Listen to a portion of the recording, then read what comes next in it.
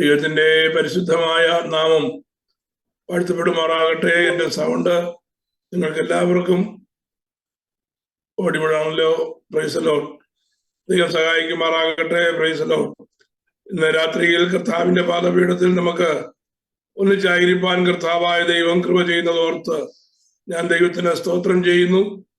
ദൈവമായ കർത്താവ് നമ്മെ ഏവരെയും സഹായിക്കുമാറാകട്ടെ. Praise Lord. ഇന്ന് രാത്രിയിൽ കർത്താവിന്റെ തിരുവചനം നാം ചിന്തിക്കുമ്പോൾ വളരെ ഏകാഗ്ര ഹൃദയത്തോടെ കർത്താവിന്റെ പാദപീഠത്തിൽ നമുക്കായിരിക്കാം. Praise Lord. ദൈവം നാം പഠിക്കുന്നതും നാം ചിന്തിക്കുന്നതുമായ വിഷയങ്ങൾ നമ്മുടെ ഹൃദയത്തിൽ തറഞ്ഞു നിൽക്കുവാൻ ദൈവമായ കർത്താവ് സഹായിക്കുമാറാകട്ടെ. പ്രത്യേകിച്ച്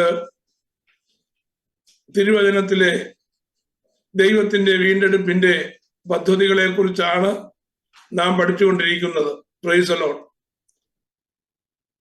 അതിൽ അബ്രഹാമിന്റെ ജീവിതത്തെ കുറിച്ച് നാം പഠിച്ചു കഴിഞ്ഞു. അബ്രഹാമിന്റെ ജീവിതത്തിൽ ദൈവത്തിന്റെ പദ്ധതികൾ എപ്രകാരമാണ് നിറവേറിയത്, അല്ലെങ്കിൽ ദൈവം ആ പദ്ധതികളുടെ ആ പൂർണ്ണത, ദൈവം ഉദ്ദേശിച്ചതായ ആ പൂർണ്ണതയിലേക്ക് കൊണ്ടുവരുവാൻ ദൈവം എന്താണ് ചെയ്തത് എന്നുള്ളത് നാം ചിന്തിപ്പാനായിട്ടിടയായി. Praise Lord. എന്നാൽ നമ്മുടെ രണ്ടാമത്തെ തലമുറയായ ഇസ്ഹാക്കിന്റെ ജീവിതത്തിലേക്ക് ദൈവത്തിന്റെ പദ്ധതി എങ്ങനെയാണ് കടന്നു വന്നത് എന്നുള്ളത് നാം അത് ചിന്തിച്ചുകൊണ്ടിരിക്കുകയായിരുന്നു. അബ്രഹാമിന്റെ ജീവിതത്തിൽ വന്നതായ ചില ന്യൂനതകൾ ഇസ്ഹാക്കിന്റെ ജീവിതത്തിൽ ആവർത്തിക്കപ്പെടേണ്ടത് അല്ലായിരുന്നു. എന്നാൽ ഇസ്ഹാക്കിന്റെ ജീവിതത്തിലേക്ക് കടന്നു വന്നപ്പോ ദൈവത്തിന്റെ വീണ്ടെടുപ്പിന്റെ പദ്ധതി, redemption plan of our God, അത് ഇസ്ഹാക്കിന്റെ ജീവിതത്തിൽ പെർഫെക്ഷൻ ആയിട്ട് വരേണ്ടതായിരുന്നു. പക്ഷേ ഇസ്ഹാക്ക് കാണിച്ചതായ ഒരു മിസ്റ്റേക്കിന്റെ മുമ്പിൽ, പ്രൈസ് ലോർഡ്, തന്റെ കുടുംബത്തിനകത്ത് വല്ലാത്ത പ്രശ്നമുണ്ടാക്കി എന്ന് നമുക്ക് കഴിഞ്ഞ ക്ലാസ്സിൽ ചിന്തിപ്പാനായിട്ടിടയായി.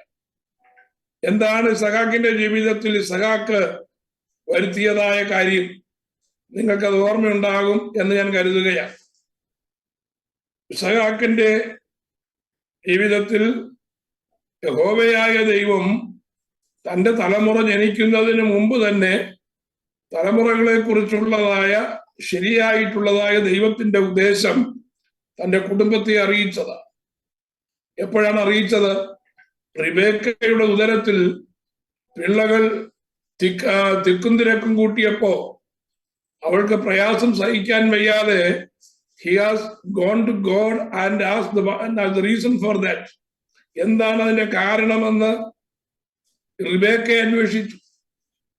അപ്പോ ദൈവം അതിന് വ്യക്തമായ റിപ്ലൈ കൊടുത്തു. എന്താണ് ദൈവം കൊടുത്തതായ റിപ്ലൈ? നമ്മളത് ആ ഭാഗം നമ്മള് വായിപ്പാനായിട്ടിടയായി തീർന്നല്ലോ. Praise the lord. ഉൽപ്പത്തി പുസ്തകത്തിന്റെ 25-ാം അധ്യായത്തിന്റെ 23-ാമത്തെ വാക്യമാണ്. യഹോവ അവളോട്, 2 ജാതികൾ നിന്റെ ഗർഭത്തിലുണ്ട്, 2 വംശങ്ങൾ നിന്റെ ഉദരത്തിൽ നിന്ന് തന്നെ പിരിയും, ഒരു വംശം മറ്റേ വംശത്തിലും ശക്തിപ്പെടും, മൂത്തവൻ ഇളവനെ സേവിക്കുമെന്ന് അരുളിച്ചെയ്തു. And the Lord said unto her, 2 nations are in thy womb, and 2 manner of people shall be separated from thy bowels, and the one people shall be stronger than the other people, and the elder shall serve the younger. മൂത്തവൻ ഇളയവനെ സേവിക്കുമെന്നുള്ളതായ ദൈവത്തിന്റെ പദ്ധതി കുടുംബത്തിൽ അറിയിക്കുവാനായിട്ടിടയായി. റിബേക്ക അറിഞ്ഞ സ്ഥിതിക്ക് മിക്കവാറും അത് ഇസ്ഹാക്ക് അറിയാതിരിക്കുകയില്ല. മൂത്തവൻ ഇളയവനെ സേവിക്കുമെന്നുള്ളതായ ദൈവത്തിന്റെ പദ്ധതി നിലനിൽക്കെ കുടുംബത്തിൽ നിന്ന് പിതാവായ ഇസ്ഹാക്ക് മൂത്തവനെ അനുഗ്രഹിക്കണമെന്നുള്ളതായ തന്റെ ഇഷ്ടം, ഇസ്ഹാക്കിന്റെ ഇഷ്ടം നിറവേറ്റപ്പെടേണ്ടതിന് ദൈവത്തിന്റെ ആലോചന ഇസ്ഹാക്ക് മാറ്റിവെക്കുവാനിടയായി. Praise the lord. ഇസ്ഹാക്ക് അത് മാറ്റിവെച്ചത് കൊണ്ട് റിബേക്കയ്ക്ക് എന്ത് ചെയ്യേണ്ടി വന്നു? ഒരു കൗശലം പ്രയോഗിക്കേണ്ടി വന്നു. അത് ആ കുടുംബത്തിന്റെ മേലും പിന്നത്തേതിൽ തൊട്ടടുത്ത് വരുന്നതായ തലമുറകളുടെ മേലും ഒരു പേരുദോഷമായിട്ട് തീരുവാനായിട്ടിടയായി. കഴിഞ്ഞ ആഴ്ചയിൽ ഞാനത് മെൻഷൻ ചെയ്യുവാനുള്ള സമയം കിട്ടിയില്ല. പ്രൈസ്. എന്താണ് ആ പേരുദോഷം? ഇസഹാക്കിന്റെ ജീവിതത്തിൽ നിന്ന്, അല്ലെങ്കിൽ ഇസഹാക്കിന്റെ കുടുംബത്തിൽ നിന്ന് ഒരു വഞ്ചനയുടെ കഥയ്ക്ക്, അല്ലെങ്കിൽ വഞ്ചനയുടെ ചരിത്രത്തിന് ആരംഭം കുറിക്കുവാനിടയായി. ആ വഞ്ചനയുടെ ചരിത്രം എന്ന് പറയുന്നത് ഇസഹാക്കിന്റെ ഇളയ മകനായ യാക്കോബിൽ കൂടെ റിബേക്കയുടെ നിർബന്ധപ്രകാരം അത് ഇൻട്രൊഡ്യൂസ് ചെയ്യപ്പെടുവാനിടയായി. Praise the lord. ഏശാവിനെ അനുഗ്രഹിക്കുവാനായിട്ട് പ്ലാൻ ചെയ്തിരുന്നതായ ഇസഹാക്ക് ആ അമ്മയുടെ വളരെ ശ്രദ്ധാപൂർവമായ ഇടപെടൽ നിമിത്തം ദൈവത്തിന്റെ ആലോചന, ദൈവത്തിന്റെ ഹിതം, ദൈവത്തിന്റെ പദ്ധതി മാറ്റപ്പെടാതെ, ദൈവത്തിന്റെ പദ്ധതി നേരത്തെ എങ്ങനെയായിരുന്നോ അതേ പദ്ധതിയുടെ കീഴിൽ കൊണ്ടുവരേണ്ടതിന് ഒരു കൗശലം ആർക്ക് പ്രയോഗിക്കേണ്ടി വന്നു? യാക്കോബിന്റെ അമ്മയായ റിബേക്കയ്ക്ക് പ്രയോഗിക്കേണ്ടി വന്നു. ഏശാവിനെ അനുഗ്രഹിക്കണമെന്നുള്ളതായ ആ പദ്ധതി ഇസഹാക്ക് നിറവേറ്റാനിരിക്കെ ആ അവസാന നിമിഷം, ആ പെർട്ടിക്കുലർ ടൈമിൽ, ആ ആപ്റ്റ് ടൈമിൽ എന്താ സംഭവിച്ചത്? റിബേക്ക തന്റെ മകനായ യാക്കോബിനെ നിർബന്ധിച്ച് ഏശാവിന്റെ വേഷം ധരിപ്പിച്ച് ഏശാവിന് കൊടുക്കുവാൻ ഇസഹാക്ക് നിശ്ചയിച്ചിരുന്നതായ ആ അനുഗ്രഹം ഇളയ മകനായ യാക്കോബിൽ വരേണ്ടതിന് അവൾ ഒരു കൗശലം പ്രയോഗിപ്പാനിടയായി. ഒരു വഞ്ചനയുടെ, അല്ലെങ്കിൽ ഒരു ചതിപ്രയോഗത്തിന്റെ ഇടപെടൽ ആ ഭവനത്തിൽ ആരംഭം കുറിക്കുവാനിടയായി. തുടർന്ന് നമ്മള് ചരിത്രം പഠിക്കുമ്പോൾ, ഇസ്രയേലിന്റെ ചരിത്രം പഠിക്കുമ്പോൾ, ഇത് തലമുറയിൽ നിന്ന് തലമുറയിലേക്ക് ഈ വഞ്ചനയുടെ അനുഭവം വന്നു ചേരുന്നതായിട്ട് നമുക്ക് കാണുവാനായിട്ട് കഴിയും. യാക്കോബ് ഇസഹാക്കിനെ വഞ്ചിച്ചു. Praise the lord. ആ യാക്കോബിനെ ലാബാൻ വഞ്ചിച്ചു. ലാബാനെ തിരിച്ച് യാക്കോബ് വഞ്ചിച്ചു. യാക്കോബിന്റെ ഭാര്യയായ റാഹേൽ വഞ്ചിച്ചു. Praise the lord. തിരിച്ച് ആ അതേ കുടുംബത്തിൽ, യാക്കോബിന്റെ കുടുംബത്തിൽ ആ വഞ്ചന മൂലം ദീർഘനാൾ, വളരെ വർഷങ്ങൾ യാക്കോബ് തീരാ ദുഃഖത്തിന്റെ നിഴലിലേക്ക് പതിക്കുവാൻ ഇടയായിട്ട് തീർന്നതായ കാര്യം നമുക്ക് ഉൽപ്പത്തി പുസ്തകത്തിന്റെ ശേഷമുള്ളതായ ഭാഗം ചിന്തിക്കുമ്പോൾ കാണുവാനായിട്ട് കഴിയും. നാം ഒരുപക്ഷെ അത് കഥ പോലെ വായിച്ചു പോകുമെങ്കിലും ശ്രദ്ധിക്കേണ്ടതായ ഒരു കാര്യം, ജീവിതത്തിൽ കടന്നു വരുന്നതായ ചെറിയ വിഷയങ്ങളുടെ മുമ്പിൽ ദൈവത്തിന്റെ ഹിതത്തിനെതിരായിട്ട്, ദൈവത്തിന്റെ ആലോചനയ്ക്കെതിരായി, ദൈവത്തിന് നമ്മെക്കുറിച്ചുള്ളതായ പദ്ധതിക്കെതിരായി ഒരു സ്റ്റെപ്പ് വെക്കുമ്പോൾ അതിന്റെ പ്രത്യാഘാതങ്ങൾ എന്ന് പറയുന്നത് വളരെ വലുതായിരിക്കും. അതൊരു പക്ഷേ ഒരു തലമുറയിൽ തീർന്നു എന്ന് വരികയില്ല. ഒരു മണിക്കൂർ കൊണ്ടോ, ഒരാഴ്ച കൊണ്ടോ, ഒരു വർഷം കൊണ്ടോ തീർന്നു എന്ന് വരികയില്ല. അത് ദീർഘനാൾ അതിന്റെ പ്രതിധ്വനികൾ, അതിന്റെ റിഫ്ലക്ഷൻസ് നമ്മുടെ ജീവിതത്തിൽ അലയടിക്കുവാനായിട്ടിടയായിട്ട് തീരും.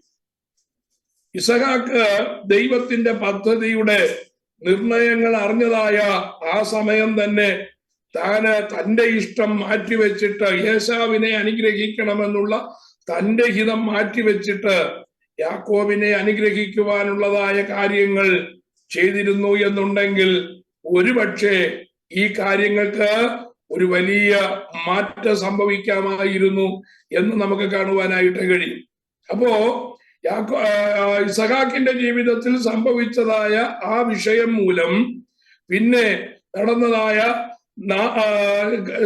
സംഭവങ്ങൾ, ഇസഹാക്ക് മൂലം വന്നതായ ബലഹീനതകൾ വളരെ തലമുറയ്ക്ക് ശേഷം വീണ്ടെടുപ്പിന്റെ പൂർത്തീകരണത്തിലേക്ക് വരുമ്പോ മനുഷ്യൻ കാണിച്ചതായ ആ ബുദ്ധിമോശത്തിന്, മനുഷ്യൻ കാണിച്ചതായ ആ ബുദ്ധികേടിന് പ്രൈസ് ദി ലോർഡ് നമ്മുടെ വാഴ്ത്തപ്പെട്ട കർത്താവ് അതിന് ഹല്ലേലൂയ പ്രതിവിധി ചെയ്യുന്നതായിട്ട് നമുക്ക് കാണുവാനായിട്ട് കഴിയും. അത് എങ്ങനെയാണെന്നുള്ളതാണ് ഇന്ന് രാത്രിയിൽ ഞാൻ പറയുവാനായിട്ട് ആഗ്രഹിക്കുന്നത്. 4 കാര്യങ്ങളാണ് ഇന്നത്തെ വിഷയത്തിൽ ഞാൻ പറയുവാനായിട്ട് താല്പര്യപ്പെടുന്നത്. തൽക്കാലം അതിനുവേണ്ടി ഞാൻ പ്രസന്റേഷൻ കാണിക്കുവാനായിട്ട് താല്പര്യപ്പെടുന്നില്ല. വിഷയങ്ങൾ ജസ്റ്റ് ഞാൻ പറഞ്ഞു പോകുവാൻ മാത്രമാണ് സമയമെടുക്കുന്നത്. 4 കാര്യങ്ങൾ ഏതൊക്കെയാണ് എന്ന് ചോദിച്ചാൽ ഞാൻ പറയുവാൻ ആഗ്രഹിക്കുന്നതായ 4 കാര്യങ്ങൾ. ഒന്ന്, ഇസഹാക്ക് യാക്കോബിനു നൽകിയതായ അനുഗ്രഹം. The blessings that Isaac give to Jacob. അതാണ് ഒന്നാമത്തെ സബ്ജക്ട്. രണ്ടാമത്തെ സബ്ജക്ട് എന്ന് പറയുന്നത് ഇസഹാക്ക് യേശാവിനു നൽകിയതായ ഇൻസ്ട്രക്ഷൻസ്, അല്ലെങ്കിൽ ഒരു കണക്കിന് പറഞ്ഞാൽ അവന് ലഭിക്കേണ്ടതായ അനുഗ്രഹത്തിന് പകരം അവന് കൊടുത്തതായ താക്കീത്. ഇങ്ങനെ നമുക്ക് പറയാം, ഇസഹാക്ക് യേശാവിന് നൽകിയതായ അനുഗ്രഹം. The blessing that Isaac give to his elder son യേശാവ്. മൂന്നാമത്, അതിന്റെ പ്രതിഫലനമായി അല്ലെങ്കിൽ അതുമൂലം സംഭവിച്ചതായ ന്യൂനതയ്ക്ക് സഹസ്രാബ്ദങ്ങൾക്ക് ശേഷം, so many centuries after, നമ്മുടെ വീണ്ടെടുപ്പുകാരനായ കർത്താവ് എങ്ങനെയാണ് അതിനെ പ്രതിവിധി കണ്ടത് എന്നുള്ളതാണ് മൂന്നാമത്തെ വിഷയം. അതിന് ഇസഹാക്ക് ദൈവഹിതത്തിൽ നിന്ന് മാറിയപ്പോ വീണ്ടെടുപ്പിന്റെ പദ്ധതി പൂർത്തീകരിക്കേണ്ടതിന് വേണ്ടി ദൈവപുത്രനായ വാഴ്ത്തപ്പെട്ട കർത്താവ്, നമ്മുടെ യേശു കർത്താവ്, ദൈവഹിതം തന്റെ ജീവിതത്തിൽ നിറവേറേണ്ടതിനായി മുട്ടിപ്പായിട്ട് അവൻ അപേക്ഷിക്കുന്നതായ വിഷയം നമുക്ക് ഗെത്സമനത്തോട്ടത്തിൽ കാണുവാനായിട്ട് കഴിയും. The submission that our Lord Jesus Christ has submitted in front of God the Father. Praise the Lord. തന്റെ ഹിതം, ദൈവത്തിന്റെ ഹിതം നിവർത്തിക്കേണ്ടതിന് നമ്മുടെ വാഴ്ത്തപ്പെട്ട കർത്താവ് പിതാവിന്റെ മുമ്പാകെ എപ്രകാരം സമർപ്പിച്ചു എന്നുള്ളതാണ്. അത് പിതാവും പുത്രനും തമ്മിലുള്ളതായ ബന്ധം മാത്രമല്ല, താൻ എങ്ങനെയാണ് ആ ദൈവഹിതം നിവർത്തിക്കുവാൻ പോകുന്നത് എന്ന് ശിഷ്യന്മാരോട് കർത്താവ് പറഞ്ഞതായ വിധം, അത് 4ാമത്തെ വിധമാണ്. ഇത് കർത്താവിനെ പിൻപറ്റിയ ശിഷ്യന്മാർക്ക് മാത്രമല്ല. 5ാമത് ഞാൻ പറയുവാനായിട്ട് ആഗ്രഹിക്കുന്ന വിഷയം, താൻ ഇന്നതിനാണ് ദൈവത്തിന്റെ പിതാവായ ദൈവത്തിന്റെ ഹിതം നിവർത്തിക്കേണ്ടതിനായിട്ട് വന്നത് എന്ന് യഹൂദേതര ജാതിയോട് അല്ലെങ്കിൽ ജെന്റൈൽസിനോട് പറയുന്നതായ കാര്യം.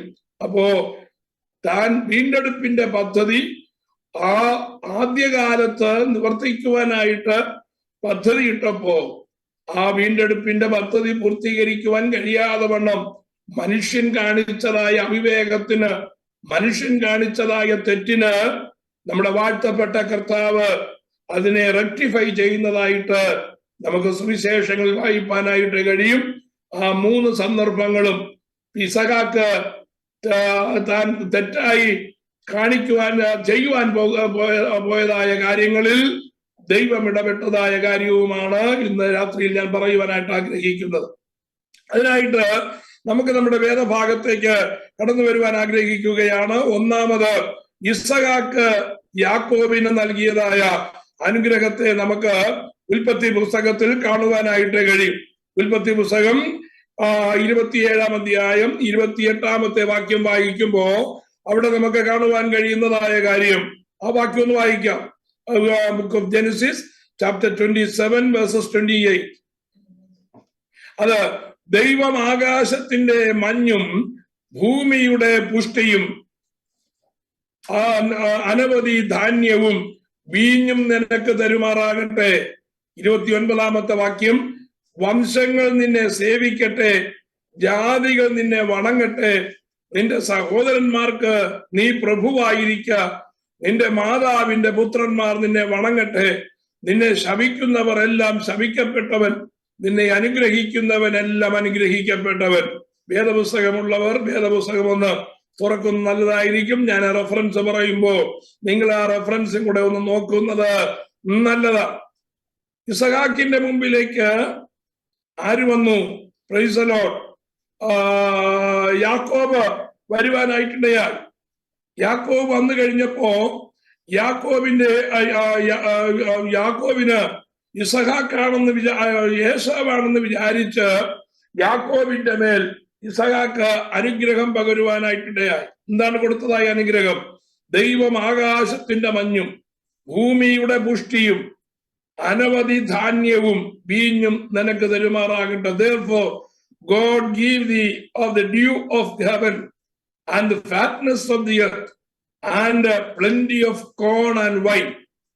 29ാമത്തെ വാക്യം 27 verses 29.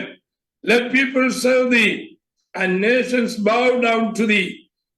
Be Lord over thy brethren, and let thy mother's son bow down to thee. Cursed be everyone that curseth thee, and blessed be that blesseth thee. അത് യാക്കോബിന് യേശാവാണെന്ന് വിചാരിച്ച് യാക്കോബിന് കൊടുത്തതായി അനുഗ്രഹം. Price the lord. അപ്പൊ നോക്കിയേ, ആ അനുഗ്രഹം എങ്ങനെയാണ് നിവർത്തിക്കപ്പെട്ടത് എന്ന് ജസ്റ്റ് ഒന്ന് ചിന്തിച്ച്, നിവർത്തിക്കപ്പെട്ടോ നിവർത്തിക്കപ്പെടുമോ എന്നുള്ള കാര്യം കൂടെ ഒന്ന് ചിന്തിക്കുന്നത് നല്ലതാ. യാക്കോബിന് യഹോവയായ ദൈവത്തിന്റെ അനുഗ്രഹം ദൈവം താൻ അറിയാതെ ഇസഹാക്ക് ഏശാവ് എന്നുള്ളതായ നിലയിൽ കൊടുക്കുവാനായിട്ടിടയായിട്ട് തീർന്നു. അതെന്താണ് അനുഗ്രഹം? ദൈവം ആകാശത്തിന്റെ മഞ്ഞും ഭൂമിയുടെ പുഷ്ടിയും അനവധി ധാന്യവും വീഞ്ഞും നിനക്ക് തരുമാറാകട്ടെ. അതെപ്പോ സംഭവിച്ചെന്നറിയാമോ? ആ കാലഘട്ടങ്ങളിലല്ല സംഭവിച്ചത്. അത് തലമുറകളുടെ മേൽ വരുവാനിരുന്നതായ അനുഗ്രഹമാണ്. ആ അനുഗ്രഹത്തിന്റെ ഒരു പാർഷ്യൽ ഫുൾഫിൽമെന്റ് എന്ന് പറയുന്നത് ഇസ്രയേൽ ജനം മിസ്രൈമിൽ നിന്ന് പുറപ്പെട്ട് ചെങ്കടൽ കടന്ന് മരുഭൂമിയിൽ കൂടെ യാത്ര ചെയ്ത് യോർദാൻ കടന്നവര് കനാൻ നാട്ടിലെത്തിയപ്പോ അതൊരു പാർഷ്യൽ ഫുൾഫിൽമെന്റിലേക്ക് വരുവാനായിട്ടിടയായിട്ട് തീർന്നു. എന്തുകൊണ്ടാണത് പാർഷ്യൽ ഫുൾഫിൽമെന്റിലേക്ക് കടക്കുവാനിടയായിട്ട് തീർന്നത്? കാരണം ദൈവത്തിന്റെ ആ പദ്ധതിയുടെ പൂർണ്ണതയിലേക്ക് ഇസ്രായേൽ ജനം വന്നെത്തിയില്ല എന്നുള്ളത് കൊണ്ടാണ്. നമ്മൾ തുറന്ന് പഠിക്കുമ്പോൾ അത് നമുക്കത് മനസ്സിലാക്കുവാനായിട്ട് കഴിയും. എന്തുകൊണ്ടാണ് അതിന്റെ പൂർണ്ണതയിലേക്ക് വരാത്തതിന്റെ കാരണം? കനാൻ നാട്ടിൽ എത്തിയതായ ഇസ്രായേൽ ജനം ചുറ്റുമുള്ളതായ ആ ദേശക്കാരെ എല്ലാം കീഴടക്കി കഴിഞ്ഞ് ദേശം യോശുവ എന്ത് ചെയ്തു? 12 ഗോത്രങ്ങൾക്ക് വിഭാഗിച്ചു കൊടുത്തു. വിഭാഗിച്ചു കൊടുത്തിട്ട് യോശുവ പറഞ്ഞു, നിങ്ങൾ ഈ ദേശത്ത് നിങ്ങൾക്കിപ്പോ എല്ലാവരെയും ഞാൻ കീഴടക്കിയിട്ടില്ല. 31 രാജാക്കന്മാരെ എനിക്ക് കീഴടക്കാൻ പറ്റിയുള്ളൂ. അവരുടെ ദേശങ്ങൾ മാത്രമേ എനിക്ക് കീഴടക്കാൻ പറ്റിയുള്ളൂ. 12 ഗോത്രങ്ങൾക്ക് വിശാലമായി പാർക്കത്തക്ക രീതിയിലുള്ളതായ വാഗ്ദത്ത ദേശം നിങ്ങൾക്കിതുവരെ ലഭിച്ചിട്ടില്ല. കാരണം ഇനിയും അനേക സ്ഥലങ്ങൾ നിങ്ങളുടെ ശത്രുക്കളുടെ കയ്യിലിരിക്കുകയാണ്. നിങ്ങൾ എന്ത് ചെയ്യണം? നിങ്ങൾ അവരെ കീഴടക്കണം. മാത്രമല്ല കനാന്യരെ നിങ്ങൾ ഓടിച്ചു കളയണമെന്ന് യോശുവ പറയുവാനായിട്ടിടയായി. കനാന്യരെ പൂർണ്ണമായി നശിപ്പിച്ചു കളയണമെന്ന് പറഞ്ഞു. എന്താ കനാന്യരെ നശിപ്പിച്ചു കളയുവാൻ അങ്ങനെ അങ്ങ് പറഞ്ഞതിന്റെ കാരണം? മനുഷ്യനോട് അല്ലെങ്കിൽ ഇസ്രയേൽ അല്ലാത്തതായ ജനത്തോട് ദൈവത്തിന് വിരോധമുള്ളത് കൊണ്ടാണോ? അതല്ല അതിന്റെ ബേസ് എന്ന് പറയുന്നത്. ഞാൻ നേരത്തെ പറഞ്ഞു, കനാന്യരുടെ പാപത്തിന്റെ ആ കഠിനതയാണ് അതിന് കാരണം. Price the Lord. ഭൂമി മുഴുവനും പാപം കൊണ്ട് നിറയത്തക്ക രീതിയിൽ കനാന്യരുടെ പാപം അത്രമേൽ കുന്നിക്കുവാനിടയായി. അവരുടെ മോറൽ സൈഡ്, അവരുടെ സ്പിരിച്വൽ സൈഡ്, അവരുടെ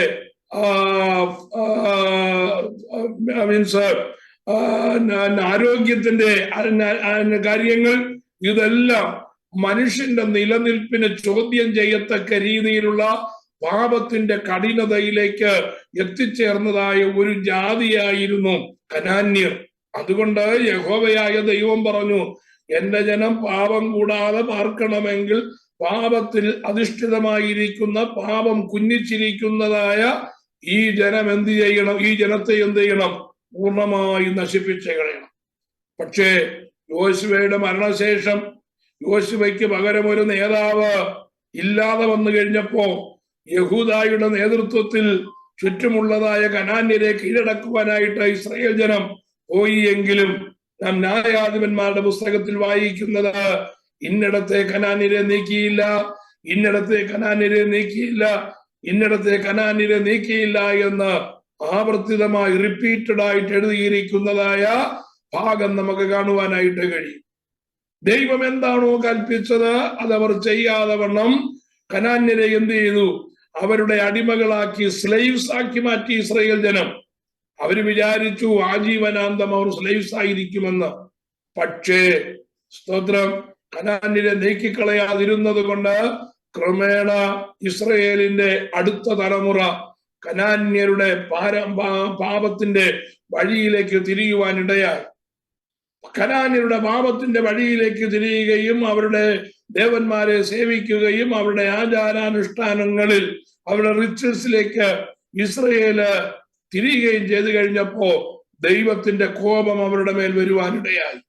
തുടർന്ന് ന്യായാധിപന്മാരുടെ പുസ്തകത്തിൽ നമ്മൾ വായിക്കുന്നു, 7ഓളം അടിമത്വങ്ങൾ ഇസ്രയേലിന്റെ മേൽ ദൈവം ഫോഴ്സ് ചെയ്ത് കൊടുക്കുവാനായിട്ടിടയായി. അതോടുകൂടെ ദൈവത്തിന്റെ ഹിതത്തിൽ നിന്ന് അവർ അന്യപ്പെട്ടു പോകുവാനിടയായി. അപ്പോ ഇവിടെ പറഞ്ഞിരിക്കുന്നതായ കാര്യം, കുറച്ചു നാൾ മാത്രമേ ധാന്യവും വീഞ്ഞും നിനക്ക് തരും, നിനക്ക് ആകാശത്തിലെ മഞ്ഞും ഭൂമിയിൽ നിന്നുള്ളതായ നന്മയും നിനക്ക് തരും, നീ പുഷ്ടിയോടെ ജീവിക്കുമെന്ന് പറഞ്ഞതായ ആ കാര്യം വളരെ കുറച്ചു നാൾ മാത്രം, ഏതാണ്ട് നമ്മൾ എണ്ണി പറഞ്ഞാൽ എല്ലാം കൂടെ ചേർന്ന ന്യായാധിപന്മാരുടെ കാലത്ത് എല്ലാം കൂടെ ചേർന്ന് ഒരു 100-120 വർഷങ്ങൾ മാത്രമേ അവർക്ക് സുഖത്തോടെ ജീവിപ്പാനായിട്ട് കഴിഞ്ഞു. പിന്നെ നമ്മൾ വായിക്കുന്നത് അവര് രാജാക്കന്മാരാൽ ഭരിക്കപ്പെടുവാനിടയായി. Praise the lord. ദാവീദ് ദൈവഹിത പ്രകാരമുള്ളതായ ദാവീദ് രാജാവായി കഴിഞ്ഞപ്പോ അബ്രഹാമിന് വാഗ്ദത്തം ചെയ്തിരുന്നതായ വാഗ്ദത്ത ദേശം ദാവീദ് ഓരോന്നോരോന്നായി കൈവശപ്പെടുത്തി. താൻ രാജാവായി കഴിഞ്ഞപ്പോ ചുറ്റുമുള്ളതായ ശത്രുക്കളെ എല്ലാം കീഴടക്കി ശത്രുക്കളുടെ മൂലസ്ഥാനം അല്ലെങ്കിൽ ക്യാപിറ്റൽ പിടിച്ചെടുത്തു. He become A conqueror for the people of Israel, and he established the total kingdom of God as per the promise that given to Abraham. അബ്രഹാമിന് കൊടുത്തതായ വാഗ്ദത്ത പ്രകാരമുള്ളതായ ആ രാജ്യം ആര് സ്ഥാപിച്ചു? ദാവീദ് സ്ഥാപിക്കുവാനായിട്ടിടയായി. ദാവീദിന്റെ മകനായ ശലോമോനാണ് പിന്നെ അടുത്തത് ഈ പറഞ്ഞതുപോലെയുള്ളതായ നന്മയുടെയും സമ്പൽ സമൃദ്ധിയുടെയും രാജ്യമായി ഇസ്രയേൽ മാറ്റപ്പെട്ടത്. അത് ഏതാണ്ട് 40 വർഷമേ ഉള്ളൂ. ആ 40 വർഷം കഴിഞ്ഞപ്പോ ഇസ്രയേൽ രണ്ടായിട്ട് വിഭജിക്കപ്പെട്ടു. പിന്നെ അവർ സമാധാനം എന്തെന്ന് അറിഞ്ഞിട്ടേയില്ല. അന്ന് മുതൽ ഇന്ന് വരെ, ഞാൻ ഈ പറയുന്നതായ സമയം വരെ യെരുശലേമ് സമാധാനമില്ലാത്തതായ ഒരു പ്രദേശമായി മാറ്റപ്പെടുവാനിടയായി. ശലോമോന്റെ കാലത്ത് അനുഭവിച്ചതായ സമാധാനം, അതിനുശേഷം ഇന്ന് വരെ അവർ സമാധാനം അനുഭവിച്ചിട്ടില്ല. അപ്പോ ഇസഹാക്ക് യാക്കോബിന് കൊടുത്തതായ ആ വാഗ്ദത്തത്തിന്റെ പൂർണ്ണമായ ഫുൾഫിൽമെന്റ് ഈ സമയം വരെ നടന്നിട്ടില്ല. ഇനി അടുത്ത ഭാഗം എടുത്ത് book of Genesis chapter 27 versus 29 അവിടെ എന്താ പറഞ്ഞേക്കുന്നത്? Let the people serve thee, the nations bow down to thee, the Lord over thy brethren. വംശങ്ങൾ നിന്നെ സേവിക്കട്ടെ, ജാതികൾ നിന്നെ വണങ്ങട്ടെ, നിന്റെ സഹോദരന്മാർക്ക് നീ പ്രഭുവായിരിക്ക, നിന്റെ മാതാവിന്റെ പുത്രന്മാർ നിന്നെ വണങ്ങട്ടെ. Price the Lord. ആര് കൊടുത്ത അനുഗ്രഹമാണ്? ഇസഹാക്ക് യാക്കോബിന് കൊടുത്ത അനുഗ്രഹമാണ്. നിന്റെ സഹോദരന്മാർ പ്രഭുവായിരിക്കാന്ന് പറയുമ്പോ യാക്കോബിനാകെ ഒരു സഹോദരനല്ലേ ഉള്ളൂ, ഏശാവ്. ഇവിടെ സഹോദരന്മാർക്ക് പ്രഭുവായിരിക്കാനാ പറഞ്ഞേക്കുന്നത്. അപ്പോ അത് യാക്കോബിന്റെ പേഴ്സണലി യാക്കോബിന് കിട്ടിയ അനുഗ്രഹമല്ല, യാക്കോബിന്റെ തലമുറകൾക്ക് ലഭിച്ചതായ അനുഗ്രഹമാണ്. യാക്കോബിന്റെ തലമുറകൾക്ക് ഈ അനുഗ്രഹം പ്രാപിപ്പാൻ കഴിഞ്ഞോ? വംശങ്ങൾ അവരെ സേവിച്ചോ? ഇല്ല, വംശങ്ങൾ അവരെ സേവിച്ചിട്ടില്ല. ജാതികൾ അവരെ വണങ്ങിയിട്ടുണ്ടോ? ഇല്ല. നിന്റെ സഹോദരന്മാർ നിനക്ക് പ്രഭുവായിരിക്ക എന്ന് പറഞ്ഞു, പ്രഭുവായിരുന്നിട്ടുണ്ടോ? ദീർഘകാലം ഒന്നും ഇത് സംഭവിച്ചിട്ടില്ല. Price the Lord. അതെന്തുകൊണ്ട് സംഭവിച്ചില്ല എന്ന് ചോദിച്ചാൽ ദൈവത്തിന്റെ പദ്ധതിയിൽ നിന്ന് അവർ അകന്നുപോയത് കൊണ്ട് ആ വാഗ്ദത്വം അവരുടെ മേൽ പ്രവർത്തിപ്പാൻ കഴിയാതെ സഹസ്രാബ്ദങ്ങൾ കഴിഞ്ഞു. പക്ഷേ വംശങ്ങൾ നിന്നെ സേവിക്കും, ജാതികൾ നിന്നെ വണങ്ങും, നിന്റെ സഹോദരന്മാർക്ക് നീ പ്രഭുവായിരിക്കും, നിന്റെ മാതാവിന്റെ പുത്രന്മാർ നിന്നെ വണങ്ങും എന്നുള്ളതായ ആ പ്രവചനം അക്ഷരം പ്രതിയായി നിറവേറുവാൻ ഇനിയും അധികം താമസമില്ല. Praise the lord. എപ്പോഴാണെന്നറിയാമോ? ദൈവത്തിന്റെ പദ്ധതിയിലേക്ക് അവർ മടങ്ങി വരുന്ന ഒരു നിമിഷമുണ്ട്. ആ നിമിഷം എപ്പോഴാണെന്ന് പല പ്രാവശ്യമായി ഞാൻ നിങ്ങളോട് പറഞ്ഞിട്ടുണ്ട്. നിങ്ങൾക്ക് ഓർമ്മയുണ്ടാകുമെന്ന് കരുതുന്നു. ദൈവസഭ ഇവിടുന്ന് എടുക്കപ്പെട്ടതിനു ശേഷം ദൈവസഭയും നമ്മൾ വാഴ്ത്തപ്പെട്ട കർത്താവുമായി പരസ്യമായി ഒലിവുമലയിൽ താൻ കാല് ചവിട്ടും. ഒലിവുമലയിൽ കാല് ചവിട്ടുമ്പോ തന്റെ ശത്രുക്കളെയെല്ലാം തന്റെ വായിലെ വചനത്താലും തന്റെ ശക്തിയുടെ പ്രഭാവത്താലും നശിപ്പിച്ചനന്തരം നമ്മുടെ വാഴ്ത്തപ്പെട്ട കർത്താവ് അക്ഷരാർത്ഥത്തിൽ യെരുശലേമിൽ തന്റെ സിംഹാസനം വെക്കും. യെരുശലേമിൽ തന്റെ സിംഹാസനം വെച്ചിട്ട് തെരഞ്ഞെടുക്കപ്പെട്ടതായ 144,000 പേര് ഭൂമിയിലോ ഒക്കെയും പോയി സ്വർഗരാജ്യത്തെ കുറിച്ചുള്ളതായ സുവിശേഷം അറിയിക്കുകയും ആ സുവിശേഷം കേൾക്കുന്നതായ ജാതികൾ ഒന്നടങ്കം യെരുശലേമിലേക്ക് മഹാരാജാവിന് കാഴ്ചവസ്തുവുമായി അവനെ ആരാധിപ്പാനായി കടന്നു വരും.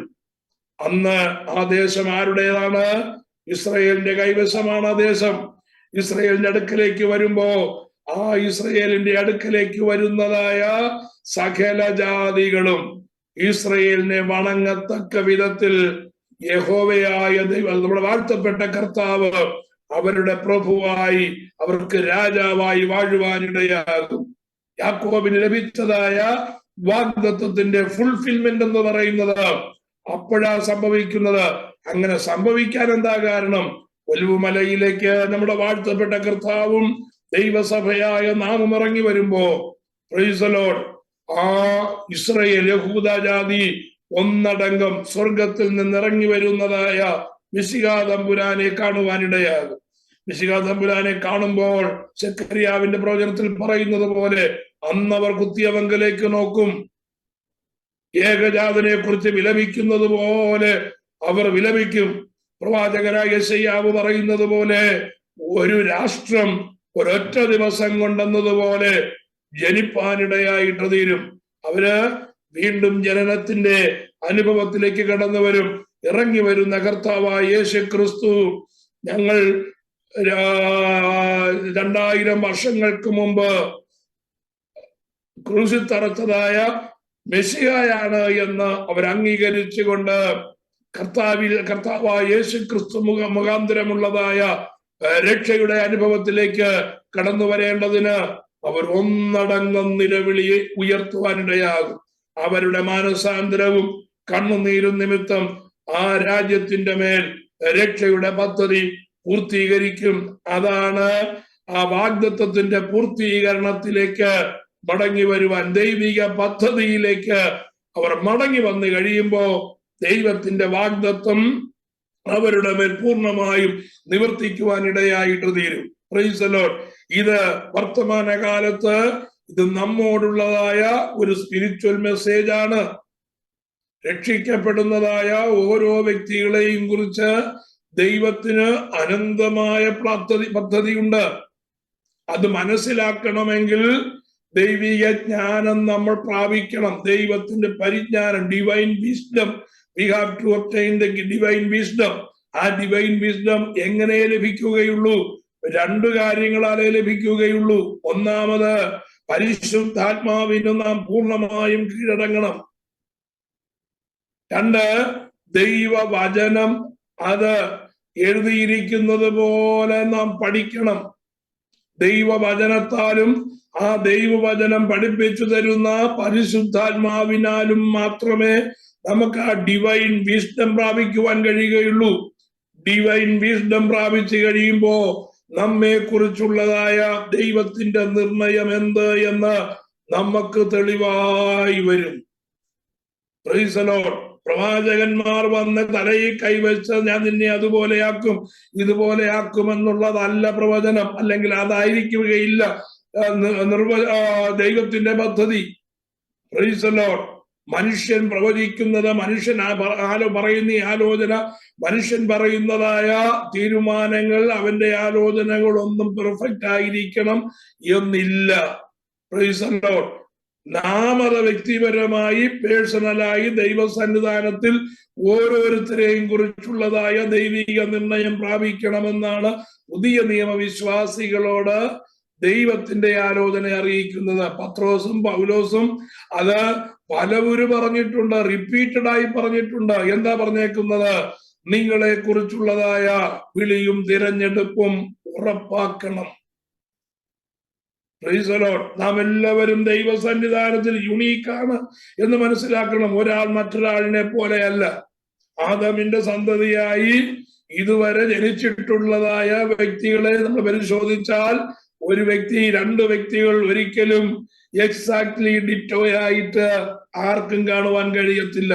ഏതെങ്കിലുമൊക്കെ രീതിയിൽ അവൻ വ്യത്യസ്തനായിരിക്കും. രൂപത്തിൽ വ്യത്യസ്തനായിരിക്കാം, അവന്റെ സൈസിൽ വ്യത്യസ്തനായിരിക്കാം, കളറിൽ വ്യത്യസ്തനായിരിക്കാം, അവന്റെ ഭാവത്തിൽ വ്യത്യസ്തനായിരിക്കാം, അവന്റെ ബുദ്ധിയുടെ അളവിൽ വ്യത്യസ്തമായിരിക്കാം. ഇരട്ടകളാണെന്ന് പറഞ്ഞാൽ പോലും 100% ഡിറ്റോ ആയിരിക്കുകയില്ല. Praise the lord. അപ്പൊ ദൈവം ഓരോരുത്തരെയും സൃഷ്ടിച്ചത് യുണീക്കാണ്. ദൈവം ഓരോരുത്തരെയും സൃഷ്ടിച്ചത് യുണീക്കായത് കൊണ്ട് തന്നെ ഓരോരുത്തരെയും കുറിച്ചുള്ളതായ ദൈവിക പദ്ധതിയും ഡിഫറെന്റ് ആണ്. ആ ദൈവത്തിന്റെ പദ്ധതി മനസ്സിലാക്കി നാം ദൈവത്തിന്റെ പദ്ധതിക്ക് മുമ്പിൽ സമർപ്പിച്ചു എങ്കിൽ മാത്രമേ ദൈവം നമുക്ക് വെച്ചിരിക്കുന്നതായ ആ അൾട്ടിമേറ്റ് ബ്ലെസ്സിങ്സ് നമുക്ക് പ്രാപിപ്പാനായിട്ട് കഴിയത്തുള്ളൂ. Praise the Lord.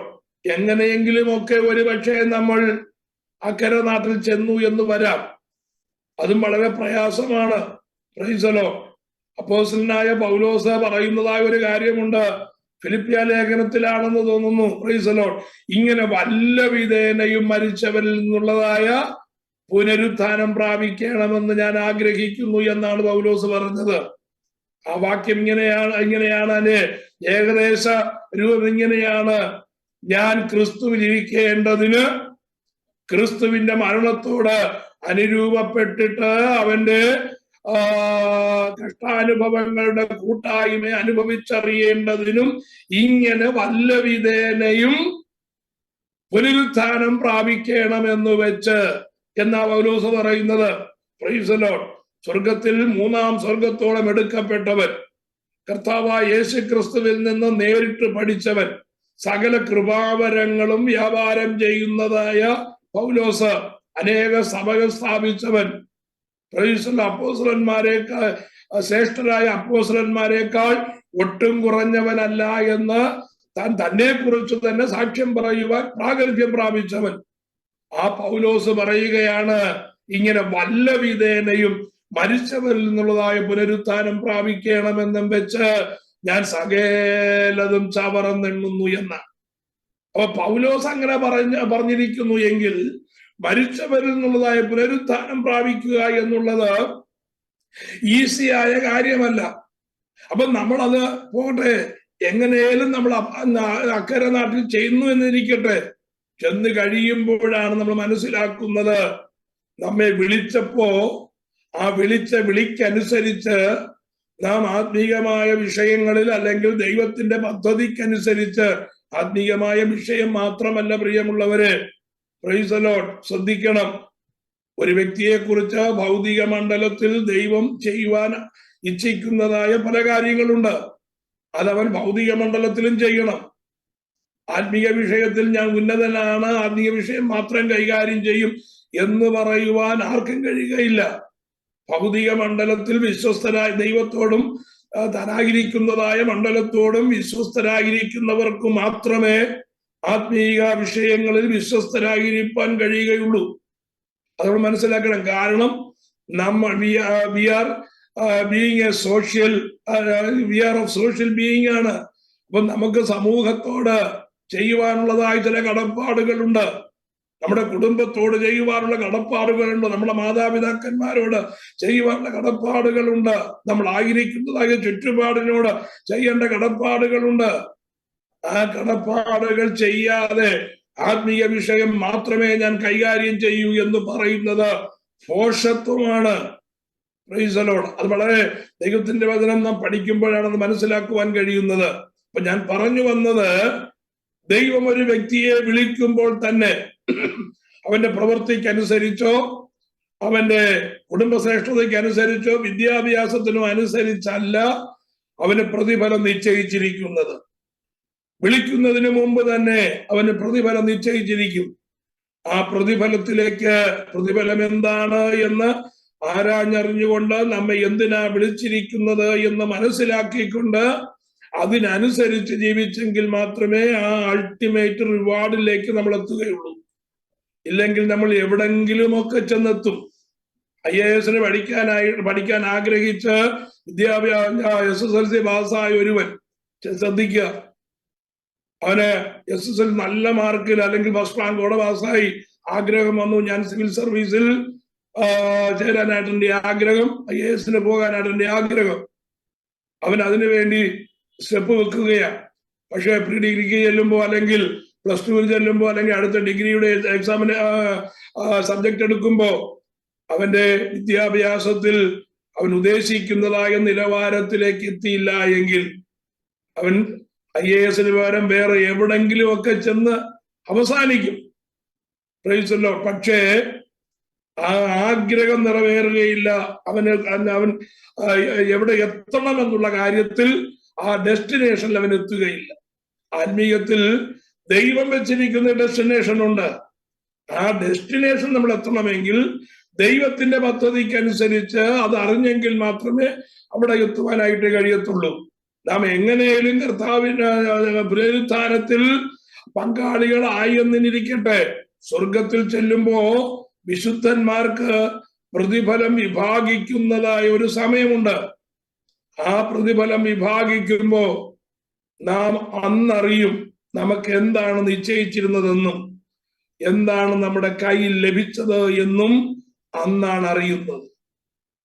കയ്യിൽ ലഭിച്ച നമുക്ക് നിശ്ചയിച്ചിരുന്നത് ഒരു പ്രൈസ് ദി ലോർഡ് വലിയ ഒരു പ്രതിഫലമാണെങ്കിൽ നാം കർത്താവിന്റെ പദ്ധതിക്കൊത്തവണ്ണം എത്തിച്ചേർന്നില്ല എങ്കിൽ നമ്മുടെ കയ്യിൽ ലഭിക്കുന്നത് വളരെ ചെറിയ അളവായിരിക്കും.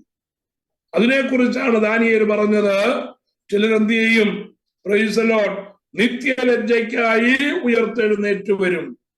ആ ഒരു ദിവസത്തെയോ 2 ദിവസത്തെയോ അല്ലെങ്കിൽ ഒരു പുരുഷായുസിലെയോ അല്ല, ഒരു നിത്യത വരെ അത് ലജ്ജിതരായി തീരുന്നതായ ഒരു അനുഭവത്തിലേക്ക് എത്തിച്ചേരാതിരിക്കണമെങ്കിൽ നാം എന്ത് ചെയ്യണം? പ്രൈസ് ദി ലോർഡ് ആ ഒരു ദൈവിക പദ്ധതി പൂർത്തീകരണത്തിലേക്ക് നാം എത്തിച്ചേരണം. Price the Lord. യാക്കോബിന്, ഞാൻ ആ വിഷയത്തിലേക്ക് മടങ്ങി വരികയാണ്. യാക്കോബിന് ഇസഹാക്കിൽ നിന്ന് ലഭിച്ചതായ അനുഗ്രഹം ഇതുവരെ അവൻ ലഭിച്ചിട്ടില്ല. കാരണം ദൈവിക പദ്ധതിയിൽ നിന്ന് അവൻ അമ്പേ മാറിപ്പോയി. Entirely slipped away from the plan of God. ഇപ്പോഴും അവൻ ആ പദ്ധതിയിലേക്ക് വന്നിട്ടില്ല. ആ പദ്ധതിയിലേക്ക് വരുമ്പോ വളരെ ലേറ്റ് ആയി പോകും. പക്ഷേ പ്രൈസ് ദി ലോർഡ് ആ തലമുറകൾക്ക് അനന്തരം ആ പദ്ധതിയിലേക്ക് വരുന്നു എങ്കിൽ മാത്രമേ അവർക്ക് ആ അനുഗ്രഹം ലഭിക്കുകയുള്ളൂ. ഇതാണ് 27-ാം അധ്യായത്തിന്റെ 29-ാം വാക്യത്തിന്റെ ഭാവികാല നിർവചനം എന്ന് പറയുന്നത്. യാക്കോബിന് ഇസഹാക്ക് നൽകിയ അനുഗ്രഹമാണ്. അതിനുശേഷം എന്ത് ചെയ്തു? പ്രൈസ് ദി ലോർഡ് വീണ്ടും ഇസഹാക്ക് യാക്കോബിനെ മടക്കി വിളിച്ചിട്ട് 28-ാം അധ്യായത്തിലേക്ക് വരുമ്പോ അനന്തരം ഇസഹാക്ക് യാക്കോബിനെ വിളിച്ചു, അവനെ അനുഗ്രഹിച്ചു.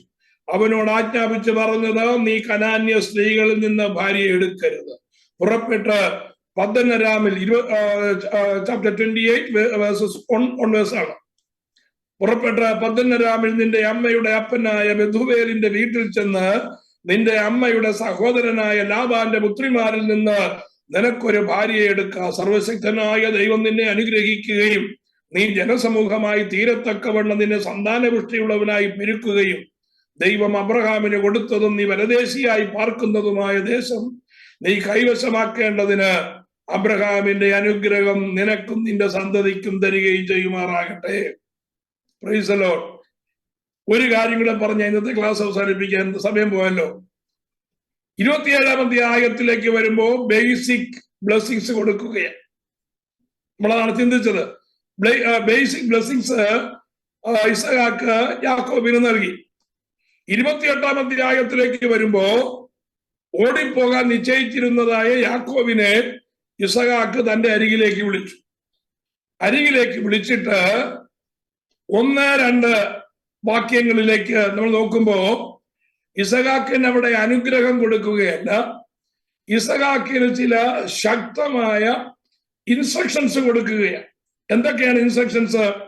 അനന്തരം ഇസഹാക്ക് യാക്കോബിനെ വിളിച്ചവനെ അനുഗ്രഹിച്ചു. അവനോട് ആജ്ഞാപിച്ചു പറഞ്ഞത്, നീ കനാന്യ സ്ത്രീകളിൽ നിന്ന് ഭാര്യ എടുക്കരുത്. ഇൻസ്ട്രക്ഷനാണ്.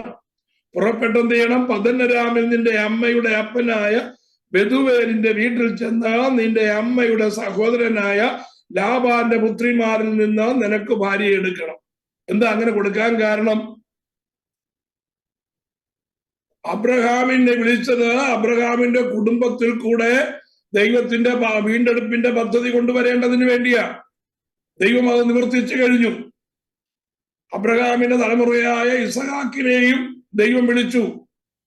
തന്റെ കുടുംബത്തിൽ വന്നു കയറിയതായ റിബേക്കയെ വിശ്വാസത്തിൽ ഉറപ്പിച്ച് അവൾ വിശ്വാസത്തിൽ നിന്ന് മാറിപ്പോകാതെ അവളെ ആ ബേസ്മെന്റിൽ കൊണ്ടുവന്ന് ദൈവം പണിയുവാനിരിക്കുന്നതായ ദൈവജനത്തിന്റെ മാതാവെന്നുള്ളതായ ആ വിശ്വാസത്തിന്റെ അടിസ്ഥാനത്തിൽ അവളെ ഉറപ്പിക്കുകയാണ്. 2 കുടുംബം പണിത് കഴിഞ്ഞു. ഇനിയും അടുത്ത 3-ാമത്തെ കുടുംബമാണ്, യാക്കോബിന്റെ കുടുംബമാണ്. യാക്കോബിന്റെ കുടുംബവും കൂടെ പണിതെങ്കിൽ മാത്രമേ യാക്കോബിന്റെ കുടുംബത്തിൽ നിന്ന് ദൈവത്തിന്റെ അടുത്ത വീണ്ടെടുപ്പിന്റെ പദ്ധതി പ്രൊസീഡ് ചെയ്യുകയുള്ളൂ. അതിനെന്ത് ചെയ്യണം? യാക്കോബിന്റെ കുടുംബം ദൈവത്തിന്റെ പദ്ധതി പ്രകാരമാകണം. അതിന് ദൈവം കൊടുത്ത ഇൻസ്ട്രക്ഷനാണ്, നീ എന്ത് ചെയ്യരുത്? ഈ അടുത്തുള്ള കനാന്യരിൽ നിന്ന് നീ ഭാര്യ എടുക്കരുത്. നിന്റെ കുടുംബം എന്റെ ഹിതത്താൽ പണിയപ്പെടണം. കാരണം നിന്റെ കുടുംബത്തിൽ കൂടെ എന്റെ വീണ്ടെടുപ്പിന്റെ പദ്ധതി ഞാനത് കണ്ടിന്യൂ ചെയ്യാനായിട്ട് പോകുകയാ. നീയും എന്റെ പദ്ധതിക്കുള്ളിലേക്ക് കടന്നു വരണം. അതിന് നീ എന്ത് ചെയ്യണം?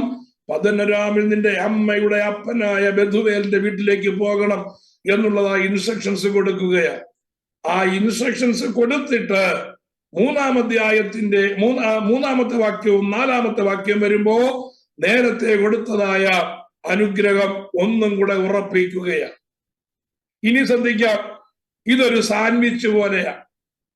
നമ്മളൊരു ബ്രെഡ് എടുത്ത് 2 കഷ്ണം ബ്രെഡ് എടുത്ത് അതൊരു സാൻഡ്വിച്ച് ഉണ്ടാക്കുകയാണെങ്കിൽ ആ 2 കഷ്ണം ബ്രെഡിന്റെയും ഇടയ്ക്ക് എന്തുണ്ടാവും? ജാമോ ചീസോ അതിന് സാൻഡ്വിച്ചിന് ചേരുന്നതായ പദാർത്ഥങ്ങൾ ആ ബ്രെഡിന് ഇടയിലുണ്ടായിരിക്കും. ആ 2ഉം കൂടെ ചേർത്ത് വെക്കുന്നതായ സാൻഡ്വിച്ച് ആരോഗ്യത്തിനും വിശപ്പിനുമൊക്കെ വളരെ സന്തോഷകരമാണ്. ഇവിടെ 27-ാം അധ്യായത്തിന്റെ നമ്മൾ ചിന്തിച്ചതായ വേദഭാഗവും 28-ാമത്തെ അധ്യായത്തിന്റെ 1ഉം 2ഉം ഭാഗവും 3ഉം 4ഉം ഭാഗവും ചേർത്ത് ചിന്തിക്കുമ്പോ ആ 27-ാം അധ്യായത്തിൽ വായിച്ചതായ വേദഭാഗവും 28-ന്റെ 3ഉം 4ഉം ഭാഗവും അനുഗ്രഹത്തിന്റെ 2 ബ്രെഡ് പീസസ് ആണ്. ആ 2 ബ്രെഡ് പീസസിനെ തമ്മിൽ യോജിപ്പിക്കുന്നത് ഇടയ്ക്ക് വെച്ചിരിക്കുന്നതായ ബ്രെഡോ ജാമോ ചീസോ വേറെ എന്തുമാകട്ടെ ആ ഇടയ്ക്ക് വെച്ചിരിക്കുന്ന പദാർത്ഥമാണ്. എന്താണ്? ദൈവം കൊടുക്കുന്ന ഇൻസ്ട്രക്ഷൻ അഥവാ ദൈവം കൊടുക്കുന്ന കൽപ്പന അല്ലെങ്കിൽ ദൈവം കൊടുക്കുന്ന ഉപദേശം. ഈ ദൈവിക ഉപദേശം അകത്തും പുറത്തും അനുഗ്രഹത്തിന്റെ അകത്തും പുറത്തും വരണമെങ്കിൽ ഇടയ്ക്ക് നിർബന്ധമായും എന്തു വേണം? ദൈവിക കൽപ്പന ഉണ്ടായിരിക്കണം. പ്രൈസലോ, അനുഗ്രഹം അതിന്റെ ബേസിക്ക് പ്രാപിക്കുകയും പൂർണ്ണതയിലെത്തുകയും ചെയ്യണമെങ്കിൽ ദൈവിക കൽപ്പന അനുസരിക്കുകയും ദൈവിക ഉപദേശം നമ്മുടെ ജീവിതത്തിൽ അനുഷ്ഠിക്കുകയും ദൈവിക പദ്ധതിക്കനുസരിച്ച് നമ്മുടെ ജീവിതത്തെ ക്രമപ്പെടുത്തുകയും ചെയ്യുമ്പോൾ മാത്രമേ അനുഗ്രഹമായി ജീവിതത്തിന്റെ പൂർണ്ണതയിലേക്ക് വരികയുള്ളൂ. അതാണ് ഇന്ന് പറയുവാൻ ആഗ്രഹിക്കുന്നതായ ദൂത്. തൽക്കാലം ഞാൻ എന്റെ ക്ലാസ് അവിടെ നിർത്തുകയാണ്. പ്രൈസലോ, ഞാൻ പറഞ്ഞത് മനസ്സിലായല്ലോ. ദൈവം ഇന്നലെ നമുക്ക് അനുഗ്രഹം തന്നിട്ടുണ്ട്. ആ ഇന്നലത്തെ അനുഗ്രഹം ഇന്നലെ കൊണ്ട് അവസാനിക്കുന്നതല്ല, ഇന്ന് കൊണ്ട് അവസാനിക്കുന്നതല്ല. അതിനൊരു ഫുൾഫിൽമെന്റ് ഉണ്ട്, ഒരു 100% ഫുൾഫിൽമെന്റ് ഉണ്ട്. അത് നമ്മിൽ കൂടെയും നമ്മുടെ തലമുറകളിൽ കൂടെയും നിവർത്തീകരണത്തിലേക്ക് വരുന്നതോടൊപ്പം നിത്യതയിൽ നമുക്കത് പ്രയോജനപ്പെടണമെങ്കിൽ അതിന്റെ ഇടയ്ക്ക് പൂർണ്ണമായും അനുസരിക്കുന്ന, പൂർണ്ണമായും പറ്റി നിൽക്കുന്ന എന്തു വേണം?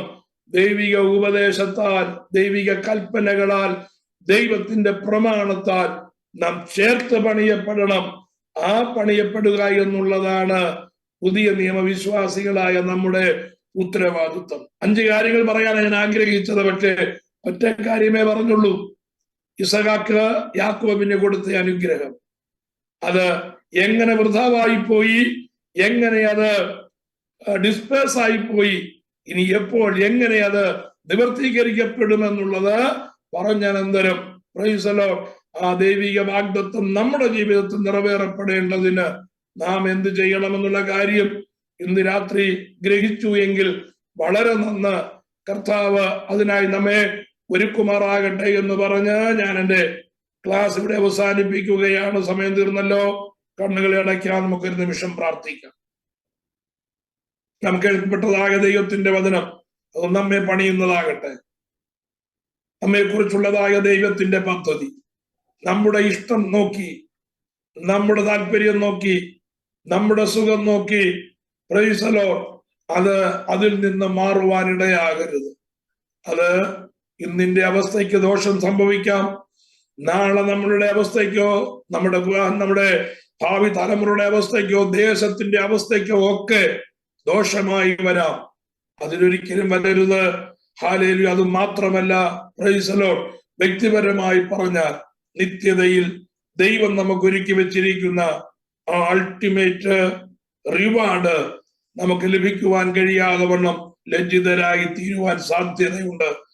അതുണ്ടാകാതിരിക്കേണ്ടതിന് ദൈവിക പദ്ധതി ആരാഞ്ഞറിഞ്ഞ ദൈവിക വചനത്തിനനുസരിച്ച് ദൈവം നമ്മോട് പറഞ്ഞിരിക്കുന്ന ദൈവിക കൽപ്പനകൾ ഡിവൈൻ വിസ്ഡത്താൽ മനസ്സിലാക്കി അത് നമ്മുടെ ജീവിതത്തിൽ പ്രായോഗിക തലത്തിൽ കൊണ്ടുവരുവാൻ കർത്താവ് നമ്മെ സഹായിക്കുമാറാകട്ടെ. ഈ വചനങ്ങളാൽ ദൈവം നമ്മെ അനുഗ്രഹിക്കുമാറാകട്ടെ. കണ്ണുകൾ അടയ്ക്കാം.